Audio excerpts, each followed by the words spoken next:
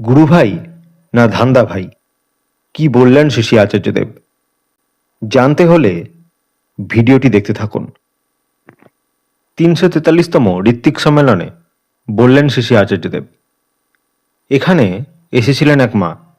তিনি মাঝে মাঝে দীক্ষাপত্রের কাজ করেন, আবার তারই সাথে কোনো এক প্রসাধন কোম্পানির পণ্য সামগ্রীও প্রচার করার অনুমতি চাইলেন। আমি তাকে সাবধান করলাম, নিজের ব্যবসায়িক স্বার্থে কখনোই ঠাকুরকে ব্যবহার করা যায় না। তারপর একদিন দেখা যাবে ঠাকুরের কথা আর শোনা যাচ্ছে না। ডিপির কাজে ওই প্রসাধনী কৌটোগুলো নিয়েই আলোচনা চলছে। এসেছিলে বাল্মীকি মুনি হওয়ার আশায়, আর তোমার মধ্যে রত্নাকরের জাগরণ হয়ে উঠল। একজন ঘিয়ের ব্যবসায়ী আমার কাছে এসে বলছেন, তিনি সেই বছর ঠাকুরের তিরোধান তিথির দিন সমস্ত স্থানীয় গুরুভাইদের হবিষ্যান্নের জন্য ছোট ছোট ঘিয়ের শিশি বিতরণ করতে চান। আমি তাকে বললাম, যাঁর সান্নিধ্যে গেলে তোমার ভিতরে তোমার গুরুর অনুভব জাগে, তিনিই তোমার গুরুভাই। শুধু দীক্ষিত হলেই একজন গুরুভাই হয়ে যায় না।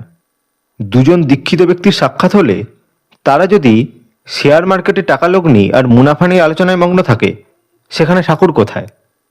আর তারা আমার গুরুভাই বা হয় কি করে? তাহলে গুরুভাই আর ধান্দা ভাইয়ের মধ্যে তফাৎ আছে। আমরা যেন গুরুর সাথেই থাকি, ধান্দায় নয়। আমাকে গতকালই এক ঋত্বিক দাদা বলছেন, অমুক লোক এবারে ভোটে দাঁড়িয়েছেন। তিনি সৎসঙ্গের কোনো সমাবেশে নিজের বিষয়ে বলতে চাইছিলেন। আমরা তার প্রস্তাবে কোনোভাবে এড়িয়ে গেছি। আমি বললাম, আমি হলে কোনোদিনও এড়িয়ে যেতাম না, একেবারে স্পষ্ট কথায় খারিজ করে দিতাম। এখানে কিছু রাজনৈতিক নেতারা এসেছিলেন। ওনারা প্রস্তাব করলেন, দেওঘরে তো জলের খুব সমস্যা, আপনি যদি শহরের কিছু কিছু জায়গায় জল সরবরাহ করেন। আমি সরাসরি বললাম, আমি এক বিন্দুও জল দেব না।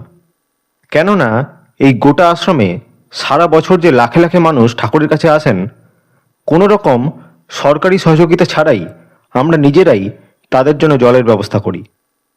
আমি এখান থেকে জল দেব না, কিন্তু আপনারা কিভাবে শহরের জন্য জল সঞ্চয় করতে পারেন সেই তুক আমি বলে দিতে পারি।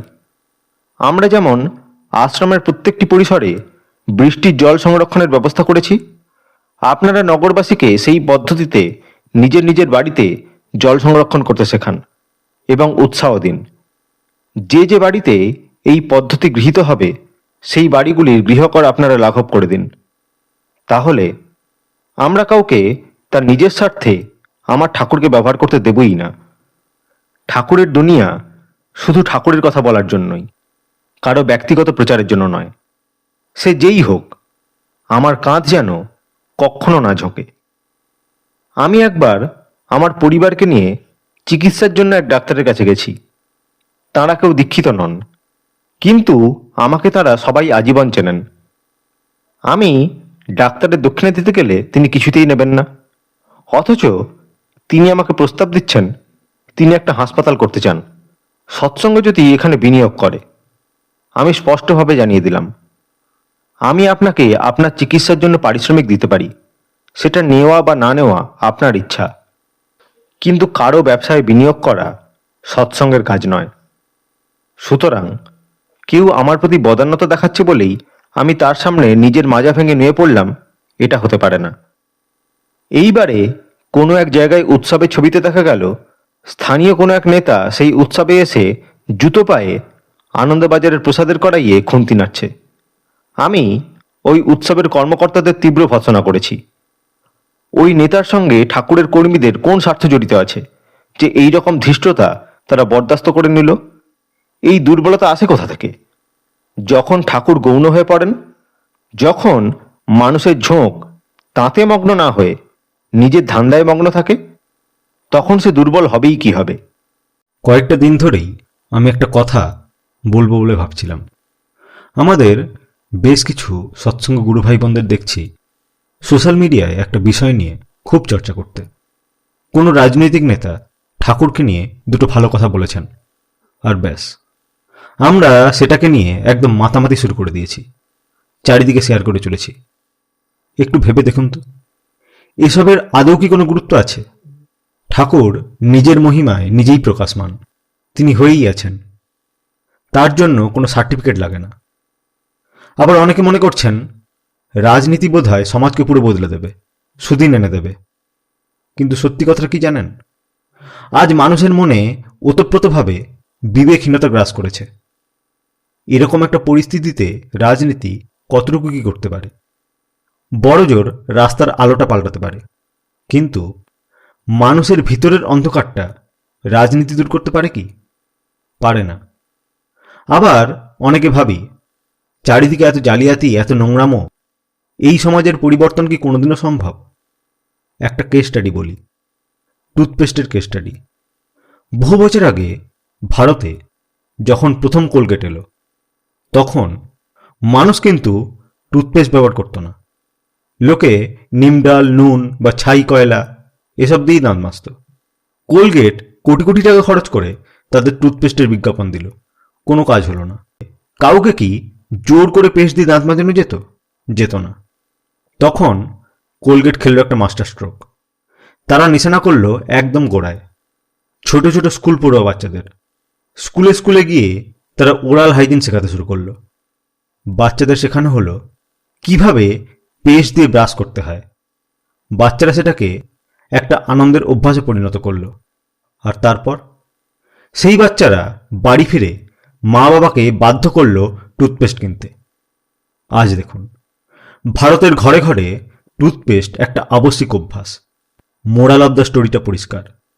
আপনি যদি কোনো সিস্টেমকে পুরোপুরি পাল্টাতে চান, তবে ট্রিটমেন্ট চালাতে হবে তার গোড়ায়, আমূল পরিবর্তন।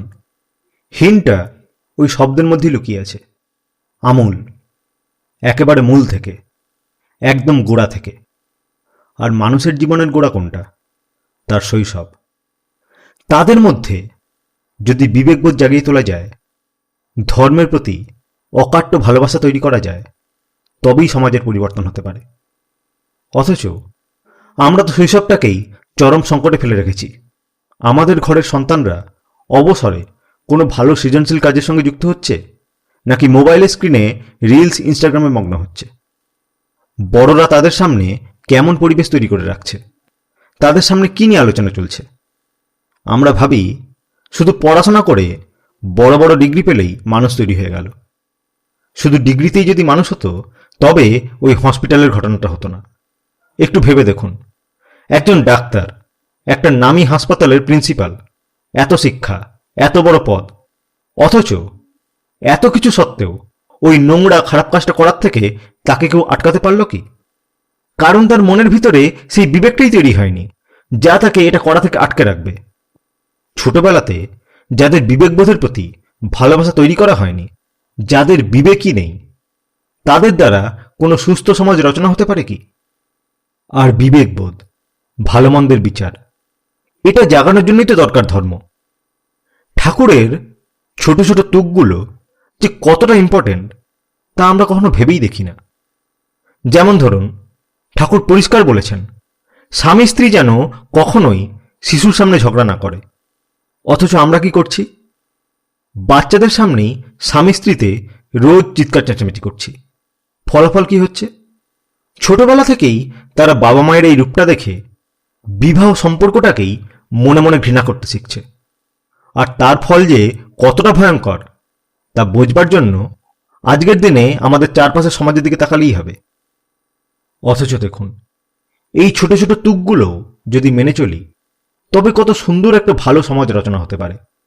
কত সহজ সমাধান দিয়ে গেছেন ঠাকুর। বাবা সবসময় তার ছেলে মেয়ের সামনে তাদের মায়ের প্রশংসা করবে, আর মাও সন্তানদের সামনে তার বাবা সম্বন্ধে ভালো কথা বলবে, প্রশংসা করবে। যদি একটা পরিবারে এই পরিবেশটা তৈরি করা যায়, বাবা মায়ের প্রতি শ্রদ্ধাবোধটা বাচ্চার মনে ছোটবেলা থেকেই গেঁথে দেওয়া যায়, তবে সেই বাড়িটা আপনি আপনি স্বর্গরাজ্য হয়ে উঠবে। আর সেই স্বর্গরাজ্যে বড় হওয়া সন্তান কোনোদিন বিবেকহীন হতে পারে কি? একটা ভালো পরিবারই পারে একটা ভালো সমাজ তৈরি করতে। একটা কোম্পানি যদি তাদের ব্যবসা সফল করতে গোটা দেশের অভ্যাস বদলে দিতে পারে, তবে আমরা আমাদের ভবিষ্যৎকে বাঁচাতে কেন তা করতে পারবো না? ধর্ম একটা হুজুগ নয়, ধর্ম একটা জীবন প্রণালী। সবাই ভালো থাকবেন। জয় গুরু।